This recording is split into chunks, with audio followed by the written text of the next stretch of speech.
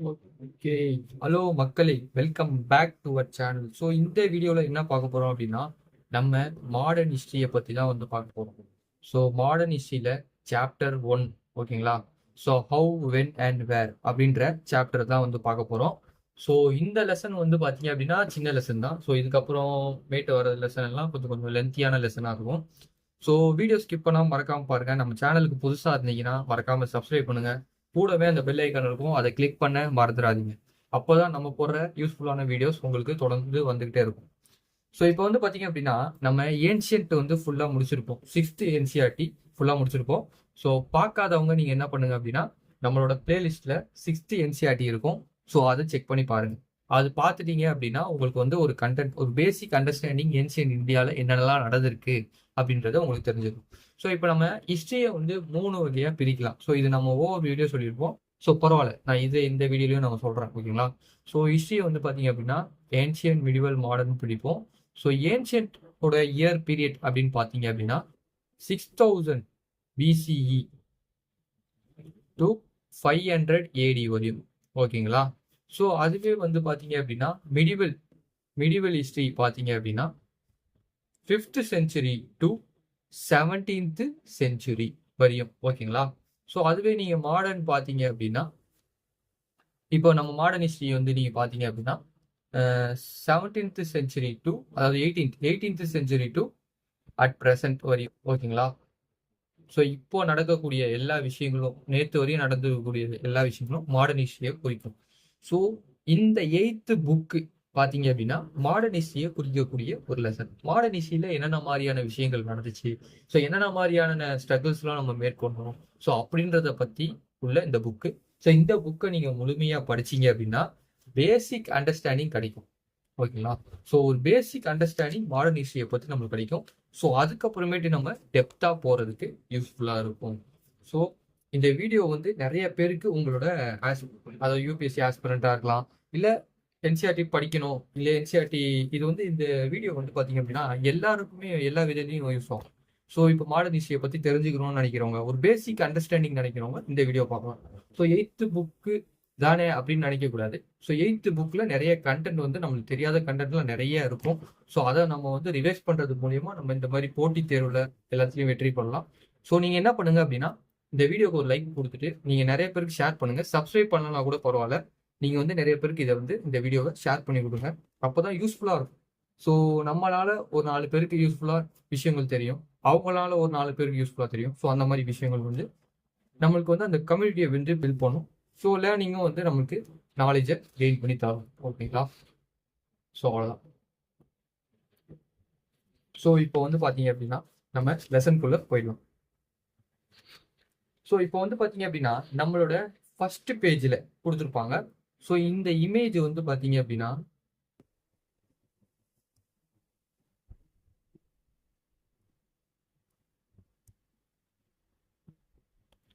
So இந்த image வந்து பார்த்தீங்கன்னா உங்களோட ஃபர்ஸ்ட் பேஜில் இருக்கும். So the front piece of James Rennell. James Rennell யார் அப்படின்னு கேட்டிங்க அப்படின்னா, ஜேம்ஸ் ரினல் தான் ஃபர்ஸ்ட் மேப் வந்து ப்ரொடியூஸ் பண்ணார். ஸோ எப்போன்னு கேட்டிங்க அப்படின்னா 1782ல் நம்மளுக்கு ஃபர்ஸ்ட் மேப்பை வந்து ப்ரொடியூஸ் பண்ணார். ரெனல் வந்து பார்த்தீங்க அப்படின்னா ராபர்ட் கேவ் கீழே வேலை செஞ்சாரு. ஸோ ராபர்ட் கேவ் என்ன சொல்றாரு அப்படின்னா, எனக்கு இந்துஸ்தானோட மேப்பை வந்து நீ ப்ரொடியூஸ் பண்ணி கொடு அப்படின்னு சொல்லிட்டு ஒரு மேப்பை வந்து ரெனல் வந்து என்ன பண்றாரு அப்படின்னா ப்ரொடியூஸ் பண்ணி கொடுக்குறாரு. ஸோ இதுக்கு முன்னாடி நம்ம ஒரு சில ஃபேக்ட்ஸை பார்ப்போம். ஸோ என்னன்னா, பிரிட்டிஷ் வந்து எதுக்கு நம்ம நாட்டுக்கு வந்தாங்க அப்படின்னா, நம்ம பிரிட்டிஷ் வந்து பார்த்தீங்க அப்படின்னா நம்மளோட இயற்கை வளங்களை தெரிஞ்சுக்கிட்டானுங்க. ஸோ நம்ம வந்து அன்சிவலைஸ்டா இருக்கோம் அப்படின்றத தெரிஞ்சுக்கிறாங்க. ஸோ ஓகேங்களா? ஸோ இது அதை அடுத்தடுத்து நம்ம பார்ப்போம். ஸோ எதுக்காண்டி மெயினா வந்தானுங்க அப்படின்னா, பிரிட்டிஷ் வந்து ஃபர்ஸ்ட் வந்து ட்ரேடுக்காண்டி தான் வந்தாங்க ஓகேங்களா? ஸோ ட்ரேடுக்கு வந்தவங்க அதுக்கப்புறம் டெரிட்டரியை ஆக்கியபை பண்ண ஆரம்பிச்சிட்டோம். இதுதான் என்னன்னா ட்ரேட் டு டெரிட்டரி. இது நெக்ஸ்ட் லெசன்ல நம்ம வந்து பார்ப்போம். எப்படி ட்ரேட்ல இருந்து டெரிட்டரியா ஃபார்ம் பண்ணானுங்க அப்படின்றத நம்ம பார்ப்போம். இங்கிலீஷ்காரன் ட்ரேடுக்காண்டி தான் நம்மளோட நாட்டுக்கு வந்தான். ஸோ இது ஒரு பேசிக் அண்டர்ஸ்டாண்டிங். இதை மட்டும் நீங்க ஞாபகம் வச்சுக்கோங்க. இதுக்கப்புறமேட்டு வந்து பாத்தீங்க அப்படின்னா அது கண்டினியூட்டி போகும் ஓகேங்களா? ஸோ இப்போ வந்து நம்ம ரெடி லெசனுக்கு வந்துடும் ஓகேங்களா? ஸோ இப்போ என்னன்னா, இந்த பிக்சர் வந்து பாத்தீங்க அப்படின்னா இவங்க எல்லாம் இந்தியன்ஸ் ஓகேங்களா? ஸோ இந்தியன்ஸை பொறுத்தவரையும் அவங்க எப்படி காட்டியிருக்காங்க அப்படின்னா, நம்ம பொறுத்தவரையும் அவங்க பார்த்தீங்க அப்படின்னா, ஒரு நல்ல ஒரு ட்ரெஸ்ஸு, ஒரு நல்ல ஒரு கவசம் அப்படி அணிஞ்ச மாதிரி இருக்காங்க. ஆனா நம்ம ஆளுங்கள பார்த்தீங்க அப்படின்னா, ஒரு லோ லெவல் சிவிலைஸ்ட் ஆளுங்க எப்படி இருப்பாங்களோ, அந்த மாரி ஒரு தோற்றத்த காட்டியிருக்காங்க. ஆனா ஆக்சுவலா அந்த காலத்துல அப்படிதான் இருந்திருக்காங்க. ஸோ அத அத அடிப்படையில வச்சு இவர் ஒரு பிக்சர் வந்து வரைஞ்சிருக்காரு. ஸோ இதுதான் இந்துஸ்தானோட நிலைமை. இந்துஸ்தான் என்ன பண்றாங்க அப்படின்னா, ஸோ இந்த ஏன்ஷியன்ட் டெக்ஸ்ட் எல்லாம் வந்து பார்த்தீங்க அப்படின்னா, பிரிட்டானியாக்கு குடுக்குற மாரி இந்த குடுக்குறாங்க தெரியுங்களா? ஒரு ஸ்கிரிப்ட். ஸோ இதுதான் வந்து பார்த்தீங்கன்னா, ஏன்ஷியன்ட்டோட டெக்ஸ்ட்ட வந்து கிங் பிரிட்டானியா அதாவது பிரிட்டனுக்கு வந்து குடுக்குறாங்க. இந்தியனோட கல்ச்சரோட புரொடெக்ட் பண்றது யாரு அப்படின்னா, பிரிட்டிஷ் தான் அப்படின்றத அதுல குறிக்குது. ஸோ இது வந்து பார்த்தீங்க அப்படின்னா, பவர் ஆஃப் த பிரிட்டிஷ வந்து குறிக்கக்கூடிய ஒரு விஷயமா இருக்கு. ஓகேங்களா? சரி, ஓகே. இப்போ வந்து பார்த்தீங்க அப்படின்னா, நம்ம பிரிட்டிஷ் வந்து எதுக்கு காலனைஸ் பண்ண ஆரம்பிச்சானுங்க? அத பத்திலாம் நம்ம பார்க்கறதுக்கு முன்னாடி, அவங்க நாட்டுல என்னென்னலாம் நடந்திருக்கும் அப்படின்றத நம்ம பார்க்கலாம். ஸோ யூரோப்ல வந்து பார்த்தீங்க அப்படின்னா, யூரோப்ல சயின்டிஃபிக் ரெவல்யூஷன் நடக்க ஆரம்பிச்சுது. ஸோ நிறைய விதமான அறிவியல் பூர்வமான டெக்னாலஜி வைஸும் டெவலப் ஆக ஆரம்பிச்சாங்க. ஓகேங்களா? சயின்டிஃபிக் ரெவல்யூஷன் நடக்க ஆரம்பிச்சது. ஸோ இது மூலியமா என்ன ஆச்சு அப்படின்னா, இண்டஸ்ட்ரியல் ரெவல்யூஷன் ஆரம்பிச்சு. ஸோ பிரைமரி ஆக்டிவிட்டீஸ்ல இருந்து இண்டஸ்ட்ரியலைசேஷன் போக ஆரம்பிச்சிட்டாங்க. எப்போ அப்படின்னா 1600 வருஷத்துக்கு முன்னாடியே அவங்க வந்து ரொம்ப ஒரு டெவலப்டு நேஷன்ஸா ஆக ஆரம்பிச்சிட்டாங்க. ஸோ சயின்டிஃபிக் ரெவல்யூஷன் நடந்துச்சு. இண்டஸ்ட்ரியல் ரெவல்யூஷன் சயின்டிஃபிக் ரெவல்யூஷனால இண்டஸ்ட்ரியல் ரெவல்யூஷன் வந்து நடக்க ஆரம்பிச்சு. ஸோ இந்த இண்டஸ்ட்ரியல் ரெவல்யூஷன் நடக்க ஆரம்பிச்ச உடனே அவங்களுக்கு வந்து மெக்கனைசேஷன் டெவலப் ஆரம்பிச்சு. ஸோ அந்த மெக்கனைசேஷன் டெவலப் ஆகிறதுனால என்ன ஆச்சு அப்படின்னா, ஸோ இப்போ 10 ப்ராடக்ட் அதாவது ப்ரொடியூஸ் பண்ண வேண்டிய இடத்துல 1000 ப்ராடக்ட்டை வந்து ப்ரொடியூஸ் பண்ண ஆரம்பிச்சிட்டாங்க. அதாவது நம்ம மிஷினரி இண்டஸ்ட்ரி செக்டாருக்கு போக ஆரம்பிச்சிட்டாங்க. ஸோ இதனால மாஸ் ப்ரொடக்ஷன் வந்து நடக்க ஆரம்பிச்சிது. ஸோ நிறைய விதமான ப்ரொடக்ஷன் பல்க் ரேஞ்சாக வந்து ப்ரொடக்ஷன் பண்ண ஆரம்பிச்சாங்க. ஸோ இந்த மாதிரி மாஸ் ப்ரொடக்ஷன் வேணும் அப்படின்னா அவங்களுக்கு ரா மெட்டீரியல் தேவை. ஸோ அவனுங்க நாட்டில் வந்து பார்த்தீங்க அப்படின்னா ரா மெட்டீரியல் தீர்ந்து போயிடும். ஸோ ரா மெட்டீரியலுக்காண்டி தான் இவங்க என்ன பண்ணுவாங்க அப்படின்னா இந்தியாவுக்கு வர ஆரம்பிப்பாங்க. ஸோ இப்போ இந்தியாவுக்கு வராங்க அப்படின்னா அவங்களுக்கு வந்து இந்தியாவில் வந்து எப்படி இருக்குன்றதுலாம் ஃபர்ஸ்ட் ஐடென்டிட்டியே இல்லை. ஸோ ஃபர்ஸ்ட் ட்ரேடிங் மூலியமா சரி வருவோம் இந்தியாவை பார்ப்போம். இந்தியாவில் வந்து பார்த்தீங்க அப்படின்னா நிறைய இயற்கை வளங்கள் அதிகமாக இருக்கும். ஸோ ஒரு கான்டினென்ட்டுக்கு தேவையான எல்லா விஷயமும் இந்தியாவில் இருக்கும். ஒரு சி இருக்கும். ஸோ டெசர்ட் ரீஜன் இருக்கும். ஸோ அந்த போலார் ரீஜன் இருக்கும். ஸோ எல்லா விதமான அடிப்படை வசதியும் இருக்கும். ஸோ அதே மாதிரி இயற்கை வளங்களும் அதிகமாக இருக்கும். ஸோ அதுக்காண்டி என்ன பண்ணலாம் அப்படின்னா, இந்த பிரிட்டிஷ்காரனுங்க நம்ம இந்தியாவுக்கு வருவானுங்க. ஸோ ட்ரேடிங் கம்பெனி மாதிரி தான் உள்ள வருவானுங்க. அதுக்கப்புறமேட்டு நம்ம சிவிலைஸ்டா இல்லாதது தெரிஞ்சுக்கிட்டு நம்மளை அடிப்பானுங்க. ஸோ இதுதான் கதை. ஸோ இதுக்கப்புறம் முன்னாடி ஒரு லெசன்ல அதெல்லாம் வந்து உங்களுக்கு புரிய ஆரம்பிச்சோம். ஸோ இது வரையும் இந்த ஃபர்ஸ்ட் லெசனை பொறுத்தவரையும் இவ்வளோதான் கொடுத்துருக்காங்க. ஓகேங்களா? ஸோ சரி, ஓகே. இப்போ ஒரு சில ஃபேக்ட்ஸை வந்து நம்ம பார்ப்போம். ஸோ இப்போ பிரிட்டிஷ் நம்ம இந்தியாவுக்கு வர டைம்ல யார் ரூல் பண்ணிட்டு இருந்தா அப்படின்னா, முகல் எம்பையர் ஜஹாங்கீர் தான் வந்து ரூல் பண்ணிட்டு இருந்தாரு. ஓகேங்களா? ஸோ அவர் தான் வந்து ஜஹாங்கீர் வந்து ரூல் பண்ணிட்டு இருந்தாரு. ஸோ இப்போ நெக்ஸ்ட் போ. சரி, ஓகே. இப்போ டேட்ஸ் எல்லாம் வந்து நம்ம எப்படி குறிக்கிறது? இப்போ அந்த காலத்துல நடந்த நிகழ்வுகள் எல்லாம் டேட்ஸ் இப்போ வந்து நம்ம டேட்டு அப்படின்னு கேட்டோம்னா கேலண்டர் எடுத்து பார்த்த உடனே நம்மளுக்கு வந்து டேட் வந்து தெரிஞ்சிடும். இப்போ வந்து இன்னைக்கு வந்து இந்த டேட்டு, நாளைக்கு வந்து இந்த டேட்டு அப்படின்னு தெரிஞ்சிடும். இப்போ அந்த காலத்துல ஹிஸ்ட்ரிலாம் வந்து பாத்தீங்க அப்படின்னா ஒரு சில முக்கியமான நிகழ்வுகள் இப்போ நம்ம ஏன்ஷியன்ட் ஹிஸ்ட்ரிலாம் வந்து பாத்தீங்க அப்படின்னா ராஜாக்கள் யாராவது ஒரு வெற்றி சரித்திரம் அடைஞ்சாங்க அப்படின்னா அதை வந்து ஒரு டேட்டை மையமா வச்சிருப்பாங்க. ஸோ அந்த மாதிரி நம்ம டேட்டை எப்படி வந்து இந்த மாடர்ன் ஹிஸ்ட்ரியில வச்சிருக்காங்க அப்படின்னா, நம்ம பாஸ்ட்ல நடந்த விஷயங்கள் எல்லாமே இம்பார்ட்டன்ட்னு கேட்டா எல்லாமே இம்பார்ட்டன்ட் கிடையாது. ஆனா இந்த கவர்னர் ஜெனரல்ஸ்லாம் ஒரு சில விஷயங்கள் வந்து செஞ்சிருப்பாங்க. ஸோ கவர்னர் ஜெனரல்ஸ்லாம் யாரும் இல்லை. அவங்க வந்து இப்போ நம்ம இந்தியாவுக்கு வந்து ஒரு ஆட்சியை அமைப்பாங்க. ஸோ அப்போ வந்து ஒரு ஒரு ஒரு கவர்னர் ஜெனரலாக மாறுவாங்க. ஸோ அவங்க தான் வந்து பார்த்தீங்க அப்படின்னா கவர்னர் ஜெனரல். ஸோ இந்தியாவை ரூல் பண்ணக்கூடிய ஒரு அத்தாரிட்டி நிறைஞ்ச ஒரு அட்மினிஸ்ட்ரேஷன் நிறைஞ்ச ஒரு கவர்னர். ஸோ இப்படிதான் வந்து கவர்னர் சிஸ்டம் வந்து அங்க உருவாச்சு. ஓகேங்களா? ஸோ அவனுங்க வந்தது வந்து பாத்தீங்க அப்படின்னா நம்ம எல்லாம் வந்து ஒரு அன்சிவிலைஸ்டா இருக்கிறத வந்து அவனுங்க வந்து தெரிஞ்சுக்கிட்டானுங்க. ஸோ அப்போ வந்து இவனுங்க என்ன பண்றானுங்க அப்படின்னா ஒரு சில கவர்னர் ஜெனரல்லாம் வர வச்சு ஸோ அந்த இடத்த நீ அட்மினிஸ்ட்ரேட் பண்ணுங்க. அதே மாதிரி எப்படி இருக்கு நிலைமை, அப்படி எப்படி இருக்கு அப்படின்றதே பார்த்துக்கோங்க. நம்மளுக்கு ட்ரேடிங் ஆக்டிவிட்டி நிறைய நடந்துகிட்டே இருக்கும் அப்படின்னு சொல்லிட்டு. ஸோ இவங்க என்ன பண்றானுங்க அப்படின்னா, ஃபர்ஸ்ட் கவர்னர் ஜெனரலா யார் இருக்காருன்னு அப்படின்னு பாத்தீங்க அப்படின்னா Warren Hastings. So Warren Hastings தான் ஃபர்ஸ்ட் கவர்னர் ஜெனரலா இருக்காரு.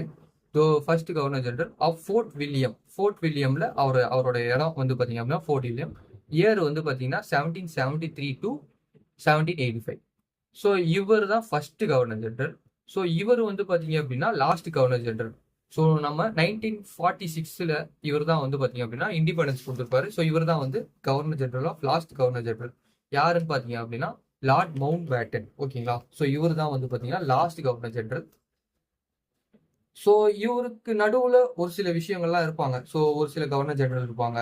ஸோ அவங்களாம் வந்து பாத்தீங்க அப்படின்னா வெஸ்லி, அதே மாதிரி Bentinck, Lord Dalhousie, Canning, Lawrence, Lytton, Ripon, Curzon, Hardinge, Irwin சொல்லிட்டு இந்த மாதிரி நிறைய விதமான விஷயங்கள் இருப்பாங்க. இவங்கெல்லாம் வந்து பாத்தீங்கன்னா சாப்டர் வைஸ் நம்ம பார்க்கும்போது அது உங்களுக்கு புரிய ஆரம்பிச்சிடும். ஓகேங்களா. சரி, ஓகே. இப்போ வந்து என்ன பண்றாங்க அப்படின்னா நம்மளோட இந்தியன் சொசைட்டிய எப்படி வந்து கிளாசிஃபை பண்றாங்க அப்படின்னா, ஸோ பீரியடைஸ் பண்றாங்க. ஸோ எப்படி வந்து பீரியடைஸ் பண்றாங்க அப்படின்னா, இந்த இவர் இருக்காரு பார்த்தீங்களா, இவர் தான் வந்து ஜேம்ஸ் மில். ஜேம்ஸ் ரெனில் கிடையாது, இவர் வந்து ஜேம்ஸ் மில். இவர் வந்து பார்த்தீங்க அப்படின்னா ஒரு ஸ்காட்டிஷ் எக்கனாமிஸ்ட், அதே மாதிரி பொலிட்டிக்கல் பிலாசபர். ஓகேங்களா. ஸோ இவர் என்ன பண்றாருன்னா ஒரு 3 வால்யூம் ஒர்க், அதாவது ஒரு புக்கை வந்து எழுதுறாரு. ஸோ இதுதான் அந்த book, history of British India. So British இந்தியாவை பத்தி ஒரு 3 வால்யூம் வந்து எழுதுறாரு. ஸோ இந்த வால்யூம்ல வந்து பாத்தீங்க அப்படின்னா அவர் ஹிஸ்டரியை 3 வகையா பிரிக்கிறார். ஒன்று வந்து ஹிந்து, முஸ்லீம், பிரிட்டிஷ் சொல்லிட்டு 3 வகையான மக்களை வச்சு அவர் வந்து பிரிக்கிறார். ஸோ அந்த ரிலீஜனை பேஸ்டு வச்சு அதை பிரிக்கிறார். ஓகேங்களா. ஸோ இப்படி பிரிச்சு அவர் வந்து ஒரு புக்கை தயாரிச்சு எழுதுறாரு. ஸோ இதுல என்ன சொல்ல வர்றாரு அப்படின்னா, James Mill, Asian society were at a lower level of civilisation than Europe. யூரோப்பை விட சிவிலைசேஷன் வந்து லோவா இருக்கிறது அப்படின்னு சொல்லிட்டு, அதாவது வந்து பாத்தீங்கன்னா யூரோப்பை விட சிவிலைசேஷன் வந்து இந்தியாவில் வந்து ரொம்ப கம்மியா இருக்கு. ஸோ அப்போ என்னன்னா அவர் போயிட்டு சொல்றாரு, இந்த மாதிரி வந்து அவங்க நாட்டில் சொல்றாரு ரொம்ப லோ லெவல் ஆஃப் சிவிலைசேஷன் வந்து இருக்கு அப்படின்னு சொல்லிட்டு இந்த புக்கை பார்த்துட்டு நிறைய விதமான டிபேட்ஸ் எல்லாம் நடக்குது. ஸோ அதுல ரூத்யார்ட் கிப்ளிங் அப்படின்றவர் என்ன சொல்றாருன்னா, இந்தியன் வந்து பாத்தீங்க அப்படின்னா ஒரு பார்பேரியன், அவங்க கிட்ட வந்து ஒரு கல்ச்சரே இல்லை அப்படின்னு சொல்லிட்டு அவர் வந்து இந்தியன்ஸை வந்து அந்த மாதிரி எழுதுறாரு. ஓகேங்களா. ஸோ அது வந்து என்னன்னு கேட்டீங்க அப்படின்னா ஒயிட் மேன் பர்டன் அப்படின்னு வந்து சொல்றாங்க. அதாவது ஒயிட் மேன்ஸ்க்கு அதை வந்து ஒரு கடமை. ஸோ அவங்கள வந்து சிவிலைஸ் பண்ணணும். அப்போ நம்ம அந்த டெரிட்டரியை ஆக்கியபை பண்ணாதான் நம்ம வந்து சிவிலைஸ் பண்ண முடியும் அப்படின்னு சொல்லிட்டு இவர் வந்து சொல்றாரு. ஸோ இந்த டைம்ல வந்து பாத்தீங்க அப்படின்னா இந்து, முஸ்லீம், பிரிட்டிஷ் அப்படின்ற இதுலதான் வந்து அவங்க பிரிக்கிறாங்க. ஓகேங்களா. சரி, ஓகே. இப்போ கொலினியல் அப்படின்னா என்ன அப்படின்றத பார்ப்போம். கொலினியல் அப்படின்றது ஒரு இடத்த ஆக்கியபை பண்ணக்கூடிய ஒரு விஷயம். அப்படின்னா எய்தர் அது வந்து பொலிட்டிக்கலாகவும், எக்கனாமிக்கலாகவும், சோசியல் அண்ட் கல்ச்சர் சேஞ்சஸாகவும் இருக்கக்கூடிய விஷயம். அதுக்கு பேர் தான் கொலினைசேஷன் அப்படின்னு வந்து நம்ம சொல்றோம். ஓகேங்களா. ஸோ இப்போ ஒரு பிரிட்டிஷ் ரூல் வராங்க. ஸோ அவங்க வந்து என்ன பண்றாங்க அப்படின்னா, இந்த இடத்துல வந்து சிவிலைசேஷன் ரொம்ப கம்மியா இருக்கு. ஸோ நாங்கள் என்ன பண்ணுறோம், நாங்கள் வந்து பவர் எடுத்துக்கிறோம். ஸோ நான் வந்து உங்களை சிவிலைஸ் பண்ணி உங்களை வந்து ஒரு நல்ல, அதை தான் வந்து லாஸ்ட்லேயே சொன்னாங்க. ஸோ பிரிட்டிஷோட பவர் தான் வந்து பார்த்தீங்க அப்படின்னா இந்தியாவோட கல்ச்சரை ப்ரொடெக்ட் பண்ணோம் அப்படின்னு வந்து அவங்க சொல்கிறாங்க. ஸோ இதுக்கு பேர் தான் வந்து பார்த்தீங்க அப்படின்னா காலனைசேஷன் அப்படின்னு வந்து சொல்கிறாங்க. ஸோ அவங்களோட பொலிட்டிக்கல் பவரை வச்சும், எக்கனாமிக்கல் பவர் வச்சும், சோசியலாகவும் ஒரு கல்ச்சுரல் சேஞ்சை கொண்டு வராங்க தெரியுங்களா. ஸோ அதுக்கு பேர் தான் colonisation. Colonization is the process of establishing control over areas and people. So பீப்புளை கண்ட்ரோல் பண்ணக்கூடிய ஒரு விஷயம். ஸோ அவங்க கண்ட்ரிலேருந்து இன்னொரு கண்ட்ரிக்கு வந்து அந்த இடத்த வந்து ஆக்கியபை பண்ணுறது. ஸோ இதை இப்படியும் சொல்லலாம். ஓகேங்களா. ஸோ அந்த டைம் வந்து ஆக்கியபை பண்ணும் போது உள்ள டைம் வந்து பார்த்தீங்க அப்படின்னா முகல் எம்பையர் ஜாங்கீர். ஓகேங்களா. ஜாங்கீர் தான் வந்து பார்த்தீங்க அப்படின்னா அப்போ முகல் எம்பையர். ஸோ இந்த மாதிரி நிறைய விஷயம், அதே மாதிரி நிறைய விதமான பிரிட்டிஷ் கிட்ட இருந்து வந்து பார்த்தீங்க அப்படின்னா இந்தியா ஆஸ் அ அனார்கி அப்படின்னு சொல்றாங்க. அனார்கி அப்படின்னா lawless society, absence of the லா, லாவே இருக்காது. ஸோ இப்போ இந்தியா வந்து பார்த்தீங்க அப்படின்னா நிறைய லூப் ஹோல்ஸ் இருந்துச்சுங்க. ஸோ என்னன்னா அப்படின்னா இந்த மாதிரி அன்சிவிலைஸ்டா இருக்கனால எதுக்கும் கேள்வி கேட்க மாட்டாங்க. ஸோ அப்போ வந்து நம்ம ரூல் பண்றது தான் அப்படின்னு சொல்லிட்டு இவனுங்க வந்து முடிவு பண்றானுங்க. ஸோ நம்மளுக்கு வந்து கண் ஏன்னா இங்கேருந்து நம்ம ரா மெட்டீரியல் வாங்கிட்டு போய் அவன் நாட்டில் வந்து ஹையர் ரேட்டுக்கு வந்து வித்துடுறான். ஸோ இதனால என்ன ஆகுது அப்படின்னா அவனோட வளங்கள் வந்து அதிகமாகுது. அதாவது அதாவது வந்து பார்த்தீங்கன்னா காசு வைஸ் அதாவது பொருளாதார ரீதியா அவங்களோட இன்கமும் அதிகமாகுது. அவங்க கண்ட்ரியும் டெவலப் ஆகுது. ஸோ நம்ம கிட்ட இருந்து கம்மி விலைக்கு வாங்கி அவன் நாட்டுல அதிக விலைக்கு விற்கிறான். ஓகேங்களா? ஸோ இதனால தான் வந்து அவன் ஃபர்ஸ்ட் நம்மளோட இந்தியாவுக்கு வந்தான். ஸோ இந்த மாதிரி தெரிஞ்சுக்கிறான். இந்த மாதிரி வந்து காலனைஸே இல்லை. ஸோ அதே மாதிரி அன்சிவிலைஸ்டா இருக்காங்க. ஸோ நம்ம காலனைஸ் பண்ணி இவங்க வந்து ஒழுங்கா கொண்டு வரணும் அப்படின்னு சொல்லிட்டு தான் இவனுங்க வந்து பிளான். ஓகேங்களா? ஸோ இதெல்லாம் நெக்ஸ்ட் லெசன்ல நம்ம பார்ப்போம். எப்படிலாம் வந்து இவங்க காலனைஸ் பண்ணானுங்க. இவங்க ஈஸ்ட் இந்தியா கம்பெனினா என்ன அப்படின்றத பார்ப்போம். British east India company. சரி, ஓகே. இதெல்லாம் நம்மளுக்கு எப்படி தெரியுது அப்படின்னா அவங்க அட்மினிஸ்ட்ரேஷன் ப்ராசஸை முன் வச்சாங்க. ஸோ அட்மினிஸ்ட்ரேஷன் ரெக்கார்ட் பண்ணுவானுங்க. ஒரு இப்போ வந்து பார்த்தீங்க அப்படின்னா ஒரு விஷயம் செய்கிறாங்க அப்படின்னா அதை வந்து ஒரு ரெக்கார்டாக எழுதுவாங்க. ஸோ இந்தந்த விஷயம் வந்து நான் செய்ய போகிறேன் அப்படின்னு சொல்லிட்டு இவங்க ரெக்கார்டாக எழுதுவாங்க. ஸோ இது வந்து பார்த்தீங்க அப்படின்னா டெல்லியில் இருக்க ஒரு நேஷனல் அச்சீவ். ஓகேங்களா? ஸோ இந்த இடத்துல வந்து பார்த்தீங்க அப்படின்னா அதாவது எங்கே அப்படின்னா வைஸ்ரேகல் பேலஸ்க்கு பக்கத்திலேயே வந்து லொக்கேட் ஆயிருக்கும். Both located close to the viceregal palace. So இந்த வைஸ்ரேகல் பேலஸ் பக்கத்தில் வந்து இந்த நேஷனல் அச்சீவ் இருக்கு. ஸோ இங்கே வந்து அந்த காலத்தில் எழுதின பிரிட்டிஷ் ரெக்கார்டை இன்னுமே வந்து வச்சிருக்காங்க. ஓகேங்களா? ஸோ இப்போ வந்து பார்த்தீங்க அப்படின்னா தாசில்தார் ஆஃபீஸ், தாலுகா அப்படின்னு சொல்லுவாங்க, தாலுகா ஆஃபீஸ். ஸோ இங்கே வந்து பார்த்தீங்க அப்படின்னா நம்மளோட தாலுக்கில் இருக்க எல்லா இன்ஃபர்மேஷனும் இந்த இடத்துல இருக்கும். ஸோ ஒரு ரெக்கார்டாக இருக்கும், ஒரு சிஸ்டமேட்டிக் ரெக்கார்டாக இருக்கும். அதே மாதிரி கேலிகிராஃபிஸ்ட் அதெல்லாம் வந்து நிறைய பேரை வந்து அவங்க வந்து வேலைக்கு எடுத்தாங்க. ஸோ கேலிகிராஃபிஸ்ட் வந்து பார்த்தீங்க அப்படின்னா நீட்டாக ரைட் பண்ணுவாங்கல்ல. ஸோ அவங்கள வச்சு இந்த ரெக்கார்ட்லாம் வந்து எழுத ஆரம்பிச்சாங்க. ஸோ இந்த மாதிரி விஷயங்கள்லாம் நிறைய நடந்துச்சு. ஸோ நெக்ஸ்ட் சர்வேயை பொறுத்தவரையும் பார்த்தீங்க அப்படின்னா ஒரு நாட்டை கோலனைஸ் பண்ணணும் அப்படின்னா ஃபர்ஸ்ட் அந்த நாட்டை பற்றி அவனுங்க வந்து தெரிஞ்சுக்கணும். ஸோ அவங்க ஜாகிரபிக்கல் ஏரியாஸை பற்றி தெரிஞ்சுக்கணும். என்னென்ன மாதிரியான வளங்கள் இருக்கு, என்னென்ன மாதிரியான பிளான்ஸ் அண்ட் அனிமல்ஸ் இருக்கு, இது என்னென்ன மாதிரியான ட்ரோபோகிராஃபி அப்படி இருக்குன்றத தெரிஞ்சுக்கணும். ஸோ அதுக்காண்டி என்ன பண்ணாங்க அப்படின்னா ஒரு சில சர்வேவை வந்து எடுத்தாங்க. ஸோ இதில் வந்து நிறைய விதமான சர்வே இருக்கு. பொட்டானிக்கல் சர்வே, அதே மாதிரி ஜாலஜிக்கல் சர்வே சொல்லிட்டு இந்த மாதிரி சர்வேலாம் வந்து archaeological survey, anthropology survey, forest சர்வேன்னு சொல்லிட்டு ஒரு விஷயமா அனலைஸ் பண்ணி சர்வே எடுக்க ஆரம்பிக்கிறாங்க. அதுக்கேற்ற மாதிரி அபிஷியல்ஸை நியமிக்கிறாங்க. ஸோ இந்த மேப்பிங் வந்து பார்த்தீங்க அப்படின்னா ஸோ இந்த மேப்பில் இருக்கிறது வந்து பார்த்தீங்க அப்படின்னா பெங்காலில் வந்து ப்ராசஸ் பண்ணக்கூடியது. ஜேம்ஸ் பிரின்சிப் அப்படின்றவர் இந்த மேப்பை வந்து ட்ரா பண்ணியிருக்காரு. ஸோ இதில் வந்து பார்த்தீங்க அப்படின்னா ஒரு சில அஃபிஷியல்ஸ் வந்து இந்த மாதிரி ஒரு பேஸை வச்சு இந்த மாதிரி சர்வே எடுக்கிற மாதிரி ஒரு விஷயம். ஓகேங்களா? ஸோ இந்த விஷயம் தான் வந்து சர்வே எதுக்கு எதுவும் அப்படின்னா அந்த நாட்டில் என்னென்ன வளங்கள் இருக்கு அப்படின்றத தெரிஞ்சுக்கிறது. சரி, ஓகே. இப்போ ரெக்கார்டு மட்டும் இனாஃபான்னு கேட்டால் ரெக்கார்டு மட்டும் இனாஃப் கிடையாது. ஏன்னு கேட்டிங்கன்னா இப்போ பிரிட்டிஷோட ரெக்கார்டை எடுத்தோம் அப்படின்னா அவனுக்கு ஏற்ற மாதிரி தான் அவன் எல்லாத்தையுமே எழுதியிருப்பான். ஓகேங்களா? ஸோ அந்த டைம்ல என்னென்னலாம் நடந்துச்சு அப்படின்றது நம்மளுக்கு தெரியாது. ஸோ இப்போ 1857 ரிவோல்ட், இது வந்து 1857 ரிவோல்ட்டு. ஸோ இந்த 1857 ரிவோல்ட்ல பத்தி அவன் வந்து ஒரு ரெக்கார்ட்ல எழுதியிருக்கான். பட் ஆனால் அந்த டைம்ல அவன் ரூல் பண்ணும்போது நம்மளை வந்து நல்ல வகையில நடத்திருவானான்னு கேட்டா கண்டிப்பா கிடையாது.